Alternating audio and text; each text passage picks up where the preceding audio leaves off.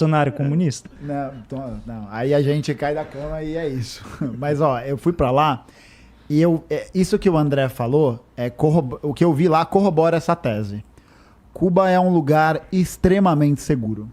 E, curiosamente, é um lugar extremamente seguro, não porque tem muita polícia na rua, mas é justamente por outras razões. Porque lá não existe a necessidade, né, de marginalização social ao ponto de você querer roubar as coisas dos outros porque você não as tem. Não é um cenário de miséria comum? Nada. Todo mundo fudido, não é? Não. Assim, não vou dizer que em Cuba não existe pobreza. É claro que isso existe. Mas a forma como os serviços essenciais são oferecidos lá é uma coisa que garante a vida e a dignidade do povo. Porque boa parte dos problemas materiais que acontecem lá, Igão, tem um nome: Estados Unidos da América. Que tem um bloqueio econômico lá. Desde 62, eles impuseram um bloqueio em 60. Antes eles já tinham feito outras coisas. Logo depois da Revolução, depois que a Revolução fala que vai fazer a reforma agrária e vai, e inclusive ia indenizar os proprietários, com 4,5% de juros num período de carência de 20 anos. O Banco dos Estados Unidos não fazia isso. O governo cubano se propôs a fazer. Quando existe esse processo de reforma agrária, os Estados Unidos passam a tentar invadir a ilha com mercenários contratados pela CIA. Então tem várias histórias de relação a isso em vários momentos. Eles não conseguem, o que já é uma vitória heróica por parte do povo cubano, que recusa isso, e aí eles impõem um bloqueio econômico. O que é o bloqueio econômico? Nenhum país que comercializa com Cuba vai comercializar com os Estados Unidos. Só que onde está o pulo do gato? Pô, pensando muito pragmaticamente, você vai comercializar com os Estados Unidos, que era o maior mercado mundial, o maior produtor de tudo, ou com uma ilhota pequenininha, que não vai ter tanta essa oferta? A escolha está dada. Então em Cuba falta muita coisa, sim. E eu acho que é fundamental que a gente possa fazer um debate às claras e honesto em relação a isso. Falta papel higiênico, faltam recursos básicos. Mas por quê? Porque não consegue importar máquina para construir fábrica para produzir. É pior que isso, Rafael. Desculpa, não sei se você me permite uma parte disso aqui. O bloqueio é tão cruel. Olha que eu sou um crítico, em muitos aspectos, da própria experiência cubana. Ou seja, quem me conhece sabe das minhas críticas à experiência cubana, que não são poucas, né? Apesar de ser um advogado da experiência, né? Tanto é que estávamos aqui antes falando do Fidel Castro. Eu acho o Fidel Castro, talvez, a figura mais completa que a América Latina conseguiu criar em 500 anos de história, na minha opinião particular. Mas Cuba tem um caso particular, cheio de problemas, né? E, enfim, a questão do bloqueio tem um fato que é super interessante. Como Cuba está fora do mercado internacional, está fora do game, então ela tem produtos para exportação, por exemplo, cana-de-açúcar. E existe um preço internacional da cana-de-açúcar, né?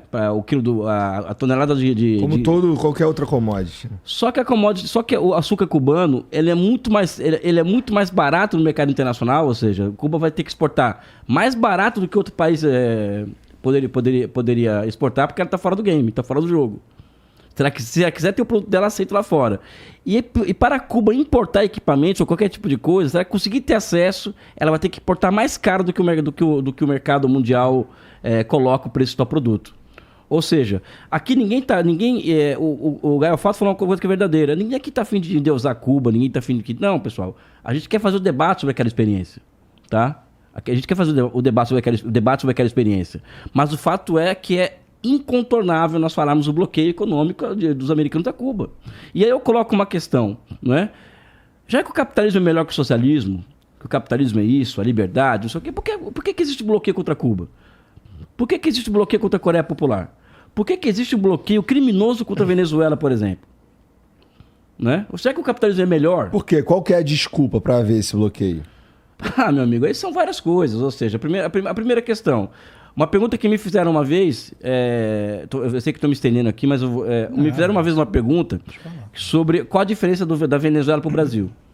Né? O Brasil teve um golpe de Estado e que se entregou petróleo, a Venezuela não. Simples assim. A Venezuela não entregou o petróleo deles para os Estados Unidos, não entregou em 2016. O golpe de 2016 do Brasil, né? Então, logo em seguida, toda a regulamentação em torno do pré-sal, que garantiria que 30% daquilo fosse para um fundo social, acabou. A Petrobras, como operadora única do pré-sal, acabou.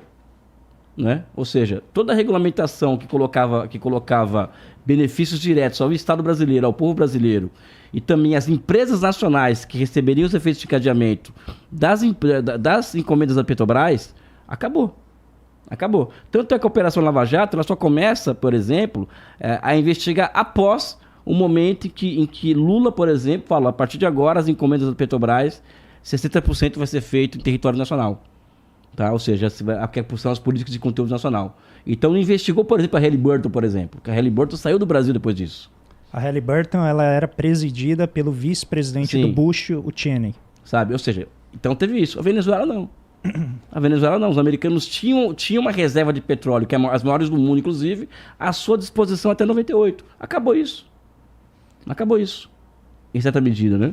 Então, acho que essa é uma razão. E outra razão também é a seguinte, né? Os americanos, eles observam o mundo a si mesmos como um país que está aqui para civilizar o mundo, porque eles acreditam no Destino Manifesto, né? Acreditam no quê? Desculpa. Destino Manifesto. Nós temos uma missão na Terra. O excepcionalismo norte-americano. Um excepcionalismo norte-americano. Nós somos a nova Canaã. E o cidadão médio americano acredita nisso. Acredita nisso. Então, tudo que estiver na América Latina é deles. Lembra da América para os americanos? América para os americanos. Então, para eles é intolerável uma experiência como a cubana, por exemplo. Embaixo do nariz deles, que desafia a experiência dele, a existência, que desafia, entre aspas, a existência americana. Que desafia a hegemonia que as empresas estadunidenses tinham na ilha de Fulgêncio Batista até 59. Mas é muito pior que isso. É o exemplo cubano para o resto da América Latina e para o mundo.